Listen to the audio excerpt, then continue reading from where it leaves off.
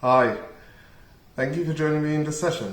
Now I'm going to explain what is very important here, which is utilizing water beads or water Orbeez or water balls, like some other people would call it, in popular contemporary culture, because it's very playful and very useful. But I'm going to show you how I'm using it scientifically for flood mitigation and for groundwater control. Now, this is what the Orbeez looks like. And I have other videos where I will show you the real thing. But the Orbeez are literally like balls, yeah? But the idea about the Orbeez or polyacrylamide is it can expand to about 10 times its size in water and absorb the water in the surrounding environment. So water can get into the circumference and expand the balls.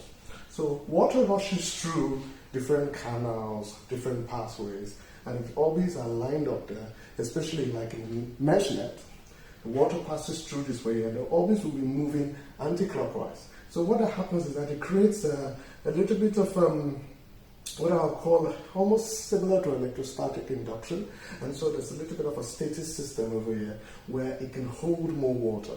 Now you know that when there are floods or when there are heavy rainfalls that we have, especially in Nigeria, with a very long rainfall, it could create so much water that it could flood so many areas, and then it could make many places very loamy and moist and almost muddy. So this is simply what it looks like. Now, for instance, in places in Nigeria where there's a risk of flood, we have a risk of flooding or a rise in the water bodies in Nigeria in 21 states. 21 states. That's almost 2/3 of the states in Nigeria. So there's some times where we have little gangways in communities. We can call them gangways, and we normally use it, or tiny bridges, or sometimes they use the term in the local parlance, monkey bridge. And children, rural dwellers, bicycle riders, they use those gangways to connect different communities. Underneath them is water, a body of water that could rise. So for security purposes, it's important to put large Orbeez underneath here, so that in case there's going to be a fault in the bridge, or in case there's going to be an abysmal problem or an accident and people fall off, this way they'll be falling off a mesh of Orbeez over here that has the right buoyancy to hold them and keep them safe. Now, the most important part, which is for flood mitigations. Now, we know the problems of mudslides. Say, for instance, these are trees, these are part of the estuaries, the swamps in, say, the Niger Delta. Normally, when rain falls this way, it runs off the top soil of the land, runs off onto the shoreline, and then pours itself into water bodies. And so before you see, there's going to be an erosion of the top soil of the land. And with that kind of erosion, it now compromises itself, and when there's a heavy rainfall that is already rising the water body, it could now have access into the land, and then people are now vulnerable to mudslides or flash floods. So there are two tactics here.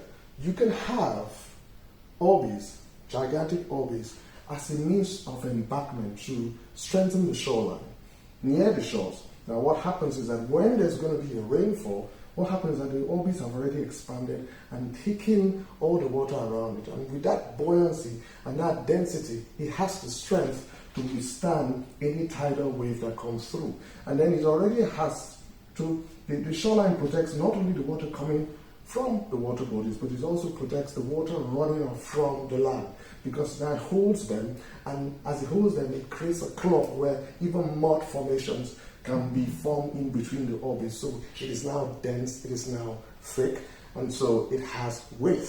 So whatever the momentum of the water hits against the mass of the Orbeez that has been created, and then it protects the shoreline. Now, another tactic is, because sometimes the erosion can come through underneath the water, the seabed or the riverbed, where it's been eaten over, and because of that, there's a compromise, because when the seabed is being silted away, eventually there's going to be a drag from the shorelines following it, because whenever it's eaten away, the drag follows. So in order to protect, another means of flood mitigation is that you can line the Orbeez underneath the water level, close to the seabed.